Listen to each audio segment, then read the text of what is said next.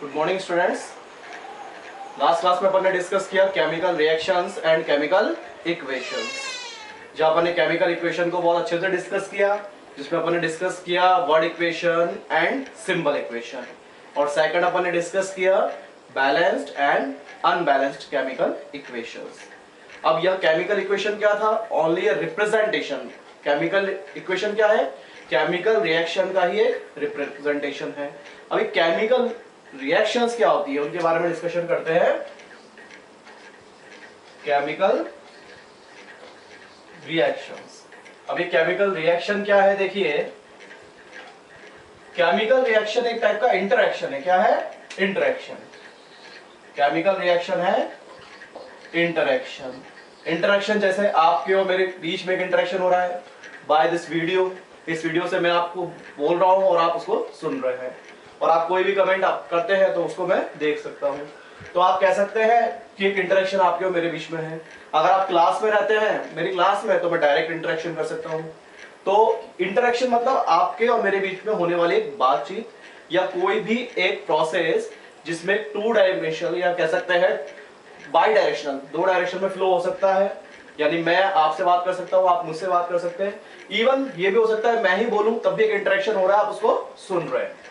तो यहां interaction word use कर रहा हूं केमिकल रिएक्शन के लिए। अब इंटरेक्शन के लिए टू सिस्टम रिक्वायर्ड है। दो जनों के बीच में इंटरेक्शन हो सकता है। जैसे मैं बोलता रहूं और आप नहीं सुन रहे हैं, तो इसका मतलब ये इंटरेक्शन नहीं हुआ। जब मैं बोलूंगा और आप सुनेंगे तो वो इंटरेक्शन हुआ। यानी दो पॉइंट्स या कह सकते हैं दो पोल्स होना जरूरी है इंटरेक्शन।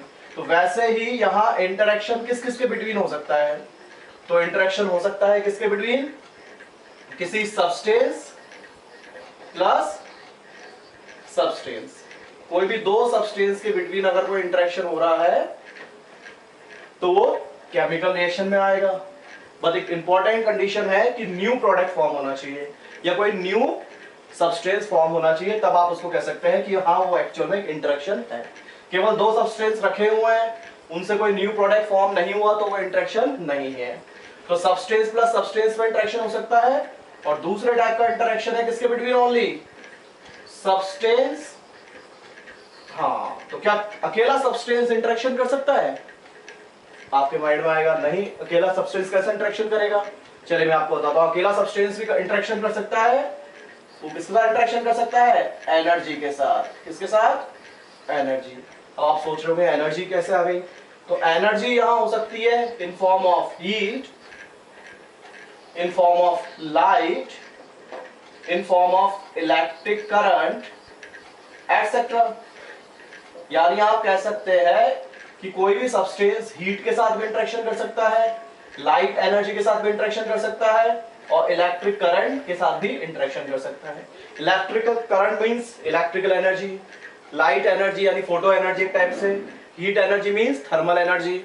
यानी सब्सटेंस, एक सिंगल सब्सटेंस भी रिएक्शन कर सकता है या इंटरेक्शन कर सकता है, पर किसके साथ करेगा? किसी ना किसी एनर्जी के साथ। यानी सब्सटेंस के बिटवीन इंटरेक्शन से कोई न्यू प्रोडक्ट फॉर्म होता है तो आप उसको केमिकल रिएक्शन कह सकते हैं। या फिर कह सकते हैं कि सब्सटेंस प्लस एनर्जी के इंटरेक्शन से कोई न्यू प्रोडक्ट फॉर्म होता है तो उसको भी आप केमिकल रिएक्शन कह सकते हैं। अब आपके माइंड में थोड़ा सा डाउट चल रहा होगा डेफिनेटली कि फर्स्ट टाइम आपके सामने इस टाइप के वर्ड यूज हो रहे हैं, substance plus substance interaction. Chemical reaction की सिंपल एक डेफिनेशन है, interaction between substance and substance और substance and energy which forms new product. ऐसे कोई भी इंटरेक्शन जो सब्सटेंस और सब्सटेंस के बिटवीन हो या सब्सटेंस और एनर्जी के बिटवीन हो और कुछ न्यू प्रोडक्ट फॉर्म करते हैं तो उनको आप कह सकते हैं केमिकल रिएक्शन। जस्ट एक एग्जांपल ले सकते हैं, जैसे आप डिस्कस करके आए हैं already, H2 react with O2 to form H2O। इसको बैलेंस कर लेते हैं, ऑक्सीजन 2 हाइड्रोजन 4, तो 2 into 2 4। तो देखिए यहां इंटरेक्शन किसके बिटवीन हुआ? Hydrogen and oxygen. हाइड्रोजन भी एक सब्सटेंस है और ये भी एक सब्सटेंस है। कौन? O2। तो यहां इंटरेक्शन हुआ सब्सटेंस प्लस सब्सटेंस के बिटवीन। पर ये रिएक्शन रूम टेम्परेचर पर नहीं होती। आपने ऐसा सुना होगा कि इसको करने के लिए, रिएक्शन के लिए किसकी रिक्वायरमेंट होती है? हीट। इसके लिए आप एरो पर डेल्टा बनाते हैं। पर आपको ये ध्यान देना है कि जरूरी नहीं है कि हीट होगी तभी रिएक्शन होगी, ये रिएक्शन हो सकती है रूम टेम्परेचर में भी हो सकती है, बट ये केवल बहुत स्लो होती है। क्या होती है? स्लो। स्लो होने की वजह से प्रोडक्ट आपको बहुत कम ऑब्जर्व होगा, तो आपको ऐसा फील ही नहीं होगा कि रिएक्शन हो रही है। पर हीट करने से रिएक्शन की स्पीड इंक्रीज हो जाती है, यानी हीट केवल इस रिएक्शन को स्टिमुलेट करती है, वो इस रिएक्शन को स्टार्ट नहीं करती है। अगर ये रिएक्शन नहीं होनी होती या इनके बीच में ऐसा कोई कॉम्बिनेशन से H2O फॉर्म नहीं हो सकता, तो आप कितना भी हीट कर लीजिए प्रोडक्ट नहीं बनेगा। इससे क्या क्लियर होता है? हीट का वर्क यहाँ पर क्या है? रिएक्शन को स्टार्ट करना या रिएक्शन को फास्ट करना? डेफिनेटली रिएक्शन को फास्ट करना। यानी कहा जाए तो मेन इंटरेक्शन किसके बिटवीन हुआ है? सब्सटेंस प्लस सब्सटेंस, और यहां पर बन गया है H2O। H2O क्या है? न्यू प्रोडक्ट है। आप कैसे कह सकते हैं न्यू प्रोडक्ट है? तो देखिए, रिएक्शन से पहले जो आपने रिएक्टेंट लिए थे उसमें एक H2 था। H2 क्या है? हाइड्रोजन।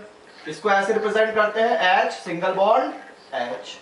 O2 क्या है? ऑक्सीजन। इसको ऐसे रिप्रेजेंट कर सकते हैं O डबल बॉन्ड O। अब आपके माइंड में ये भी डाउट आ रहा होगा कि सिंगल बॉन्ड क्या है, डबल बॉन्ड क्या है, तो ये भी अपन अगले लेक्चर्स में डिस्कस करेंगे सिंगल बॉन्ड डबल बॉन्ड क्या है। पर एक जस्ट आइडिया ले लेते हैं कैसे रिएक्शन होती है। अब ये देखिए H2 और ये O2 थे। अब जब ये रिएक्शन होकर H2O फॉर्म होना है तो देखिए कैसे फॉर्म होगा। H2 के कितने मॉलिक्यूल आपने यूज कर रखे हैं? 2, यानी इसमें ब्रेक हो जाएगा 2 हाइड्रोजन एटम में। तो मान लीजिए H और H में ब्रेक हो गया, इसका मतलब ये बॉन्ड यहाँ ब्रेक होगा। तो रिएक्शन में कुछ बॉन्ड ब्रेक होते हैं और कुछ न्यू बॉन्ड फॉर्म होते हैं। तो यहाँ फर्स्टली बॉन्ड ब्रेक हुआ। सपोज कीजिए यहाँ पर H2 के 2 मॉलिक्यूल है, तो ऐसा मान लो 2 मॉलिक्यूल मान लेता हूँ, तो ये भी ब्रेक हो गया। तो फर्स्ट बॉन्ड ब्रेक हुआ तो 2 हाइड्रोजन एटम फ्री हो गए। सेकंड बॉन्ड ब्रेक हुआ दूसरे हाइड्रोजन मॉलिक्यूल का, तो 2 हाइड्रोजन एटम फ्री हो गए। ऐसे ही ऑक्सीजन कितना है? ओनली 1, तो ये बॉन्ड ब्रेक होगा तो 2 ऑक्सीजन फ्री हो जाएंगे। सिंगल बॉन्ड भी ब्रेक हो सकता है, डबल बॉन्ड भी, यानी ये मॉलिक्यूल फॉर्म से एटॉमिक फॉर्म में आ जाएंगे, ये भी मॉलिक्यूल फॉर्म से एटॉमिक फॉर्म में आ जाएंगे। अब देखिए H2O का फॉर्मूला, वाटर का फॉर्मूला होता है H2O। अब ये देखिए कैसे एग्जिस्ट करता है, तो आप देखिए जो प्रोडक्ट बनेगा H2O वो इस फॉर्म में रहेगा, ठीक है। H single bond O then single bond H, यानी कि एक H फिर एक O और फिर एक H, इन तीनों ने मिलकर के बना लिया है H2O मॉलिक्यूल।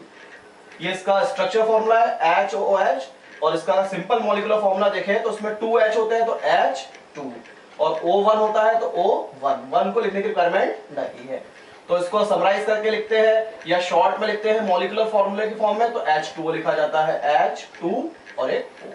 और अगर स्ट्रक्चर फॉर्मूले की बात की जाती है तो HOH। अब मैं बार बार एक वर्ड यूज कर रहा हूं, मॉलिक्यूलर फॉर्मूला, स्ट्रक्चर फॉर्मूला, इनमें क्या डिफरेंस होता है? तो देखिए स्ट्रक्चर फॉर्मूले में आप बॉन्ड भी शो करते हैं, क्या शो करते हैं? बॉन्ड, जबकि मॉलिक्यूलर फॉर्मूले में बॉन्ड शो नहीं होता है। It show only types of atom, ये एटम्स के टाइप को शो करता है। जैसे इसमें 2 टाइप के एटम है, हाइड्रोजन एंड ऑक्सीजन, और सेकंड ये शो करता है नंबर ऑफ एटम्स। जैसे हाइड्रोजन के 2 एटम है तो आपने यहाँ 2 लिख दिया है, ऑक्सीजन का 1 एटम है तो 1 लिखने की रिक्वायरमेंट नहीं है। जब मैथमेटिक्स में भी आप देख चुके हैं कि अगर 1 होता है तो उसको लिखने की रिक्वायरमेंट नहीं होती, अंडरस्टूड है।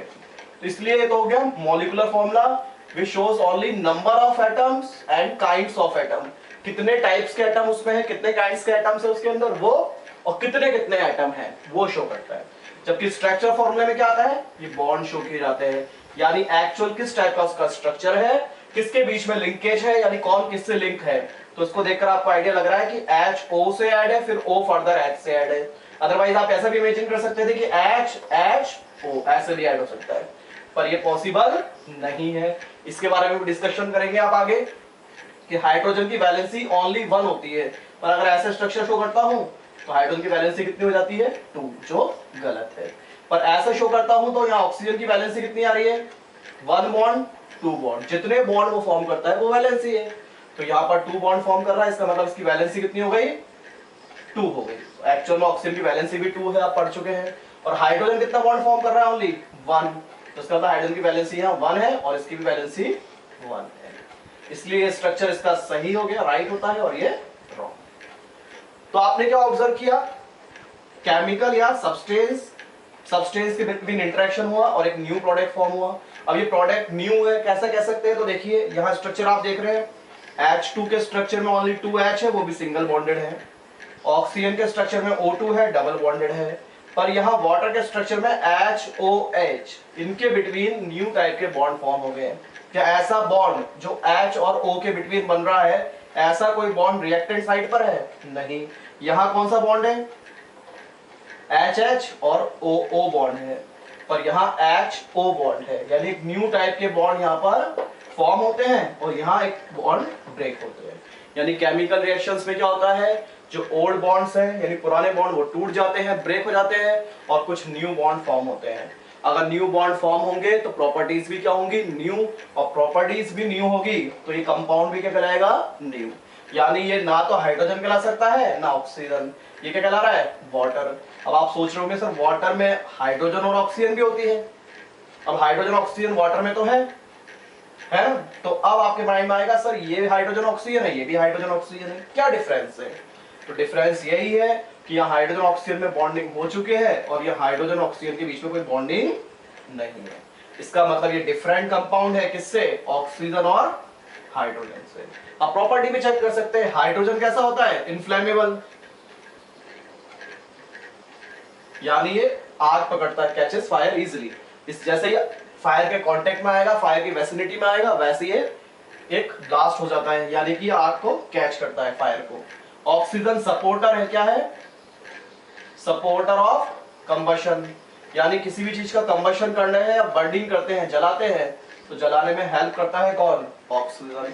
अब आप बताइए क्या वाटर में इन दोनों में से कोई प्रॉपर्टी मिलती है या कुछ डिफरेंट प्रॉपर्टी है? देखिए आपने कभी देखा हो कि कहीं पर आग लगानी है तो आप उसमें पानी डाल रहे हैं या वाटर डालते हैं, ऐसा होता है क्या? आग तो ये बुझाता है, इसका मतलब ये तो क्या करता है? एक्सटिंग्विशर्स फायर, यानी एक्सटिंग्विशर है। क्या है? एक्सटिंग्विशर। यानी वाटर की प्रॉपर्टी हाइड्रोजन ऑक्सीजन से एकदम डिफरेंट है। ये कंबशन को सपोर्ट करते हैं और ये कंबशन को क्या करता है? स्टॉप करता है, यानी किसी भी चीज को जलने से बुझाता है। सॉरी। तो आप क्या कह सकते हैं कि यहाँ पर जो रिएक्टेंट थे उनसे प्रोडक्ट एकदम डिफरेंट है, डिफरेंट प्रॉपर्टी रखता है, डिफरेंट टाइप के बॉन्ड्स रखता है। इसका मतलब इसको न्यू प्रोडक्ट मान सकते हैं। और रिएक्शन में अगर न्यू प्रोडक्ट बनते हैं तो उसको आप केमिकल रिएक्शन कह सकते हैं। अगर न्यू प्रोडक्ट फॉर्म नहीं होते तो केमिकल रिएक्शन में नहीं आएंगी। अब आप सोच रहे हैं सर बार बार कह रहे हैं न्यू प्रोडक्ट बनते हैं। अब आप बताइए कि अगर न्यू प्रोडक्ट नहीं बनते, ऐसी भी कोई रिएक्शंस हैं? तो आप देखिए क्या रिएक्शन है। अगर मान लीजिए आपने क्या लिया? वाटर लिया, H2O लिक्विड, और इसको आपने हीट किया, तो हीट करते क्या बन जाती है? ये तो क्या था? वाटर लिक्विड फॉर्म में। हीट करते क्या बन जाएगी? स्टीम। अब आप बताइए स्टीम का फॉर्मूला क्या होता है? बिल्कुल H2O ही स्टीम का फॉर्मूला रहेगा, केवल ब्रैकेट में आपके लिखेंगे गैस। यानी रिएक्शन या प्रोसेस तो हुआ है, हीट के साथ एक प्रोसेस तो हुआ है, इंटरेक्शन तो हुआ है, पर कोई न्यू प्रोडक्ट फॉर्म नहीं हुआ है। रिएक्शन से पहले भी फॉर्मूला H2O था और रिएक्शन के बाद भी फॉर्मूला H2O है। इसका मतलब आप कह सकते हैं कि वाटर को अगर हीट करके स्टीम में कन्वर्ट कर रहे हैं तो उसका मॉलिक्यूलर फॉर्मूला चेंज नहीं होता है, H2O एज इट इज रहता है, केवल फिजिकल स्टेट चेंज होती है। लिक्विड से कौन सी स्टेट में आ रहा है? गैस। तो आप बताइए कि फिजिकल स्टेट चेंज होती है, तो फिजिकल चेंज में आएगा या केमिकल चेंज में आएगा? Definitely only physical state change होती है तो केमिकल चेंज में आता है। अगर फिजिकल चेंज में आता है, और अगर केमिकल कंपोजिशन चेंज होता है यानी फॉर्मूला चेंज होता तो डेफिनेटली केमिकल चेंज होता, then we can say chemical reaction, तब आप इसको केमिकल रिएक्शन कह सकते हो। तो ये केमिकल रिएक्शन नहीं है पर एक इंटरेक्शन है, इसलिए डेफिनेशन में दोनों वर्ड जरूरी है, interaction as well as new product. Interaction के बाद न्यू प्रोडक्ट भी फॉर्म होने चाहिए। चलिए तो ये तो क्लियर हुआ, रिएक्शन में आपने देखा सब्सटेंस का इंटरेक्शन। अब दूसरे वर्ड पर आते हैं, किसके ऊपर? सब्सटेंस और एनर्जी में भी क्या कोई इंटरेक्शन हो सकते हैं? चलिए इसके बारे में डिस्कशन करते हैं कि सब्सटेंस और एनर्जी में कोई इंटरेक्शन होते हैं या नहीं। यानी एक सिंगल सब्सटेंस कोई प्रोडक्ट बना दे, ऐसा पॉसिबल है क्या? क्या एक सिंगल सब्सटेंस रखा हुआ कोई प्रोडक्ट बना सकता है? तो देखिए आप एक रिएक्शन पढ़ के आए हैं, अगर मैं लेता हूं H2O, क्या लेते हैं? H2O क्या है? वाटर। वाटर में फ्लो करते हैं इलेक्ट्रिक करंट, तो H2O लिया और आपने इसमें फ्लो किया इलेक्ट्रिक करंट। अब इलेक्ट्रिक करंट फ्लो करते ही आप देखेंगे किसमें ब्रेक हो जाएगा? H2 प्लस O2, बैलेंस कर देते हैं 4 हाइड्रोजन ऑक्सीजन टू ऑक्सीजन। ये कौन सी फॉर्म में था? Water liquid. हाइड्रोजन कौन सी फॉर्म में? गैस। ऑक्सीजन भी। तो आप देखिए यहाँ पर एक ही सब्सटेंस है वाटर। क्या है? वाटर। क्या अदर कोई सब्सटेंस ने रिएक्ट किया है? हाँ, ये आप सोच रहे होंगे वेरी गुड कि सर यहाँ तो 2 वाटर के मॉलिक्यूल है। टाइप्स ऑफ सब्सटेंस तो एक ही है ना, ये जो 2 मॉलिक्यूल है वो दोनों ही वाटर के हैं, तो सब्सटेंस तो एक ही हुआ वाटर, केवल नंबर ऑफ मॉलिक्यूल चेंज हो रहे हैं। वो तो आप किसी भी रिएक्शन में 3, 4, 500, 1000 मिलियंस ले सकते हैं। इसका मतलब ये मैटर नहीं करता है, ये फॉर्मूला मैटर करता है। एक ही टाइप का फॉर्मूला आपके सामने लिखा हुआ है, इसका मतलब इसके साथ रिएक्ट करने वाला कोई दूसरा मटेरियल नहीं है। फिर ये कैसे प्रोडक्ट में कन्वर्ट हो गया? क्या ये रखे रखे प्रोडक्ट में कन्वर्ट हो जाता है? तो आपको सोचे अगर रखे रखे प्रोडक्ट में कन्वर्ट होता तो ये तो एग्जिस्ट ही नहीं करना चाहिए था। ये तो जब भी रखा रहता H2 और O2 मिल जाता, यानी आपके पास जितना भी पानी है सब किसमें कन्वर्ट हो जाता? H2 और O2। तो आपके तो अर्थ पे वाटर ही नहीं होना चाहिए। तो आपके अर्थ पे कितना % वाटर है ये तो आप सब जानते हैं, ठीक है?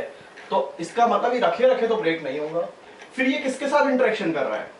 तो किसके साथ इंटरेक्शन कर रहा है? Electric current. और इलेक्ट्रिक करंट क्या कोई मटेरियल है? ये एक एनर्जी है। डेफिनेटली ये क्या है? एक एनर्जी। तो यहां आपने देखा सिंगल सब्सटेंस भी प्रोडक्ट फॉर्म कर सकता है, बट कंडीशन इज दैट कि इसको किससे रिएक्ट कराया जाए? किसी एनर्जी से।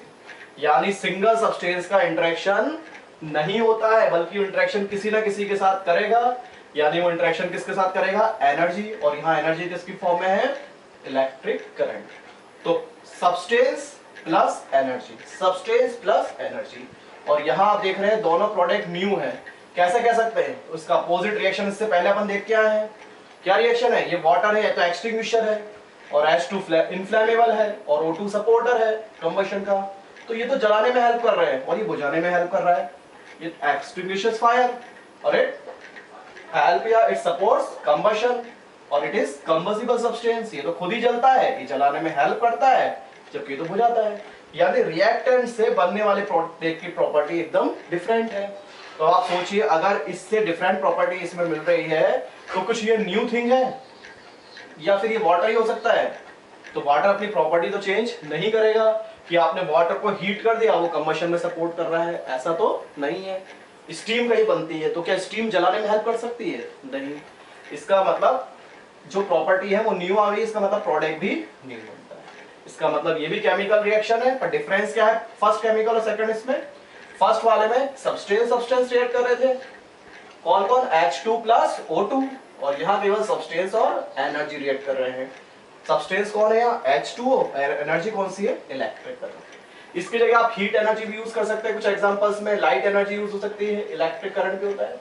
तो डिफरेंट टाइप की एनर्जी डिफरेंट फॉर्म्स में आप यूज कर सकते हैं। चलिए, तो ये हुआ आपकी टाइप्स या रिएक्शंस क्या होती हैं, केमिकल रिएक्शंस क्या होती है। तो फाइनली अगर इसको डिफाइन करें, it is interaction between substance and substance, or we can say that it is an interaction between substance and substance or substance and energy to form new product। new product बनना जरूरी है, otherwise एक physical change हो जाएगा, फिर ये chemical reaction में नहीं आएगा। चलिए, तो ये तो हो गई रिएक्शन, केमिकल रिएक्शन क्या होते हैं। चलिए थोड़ा सा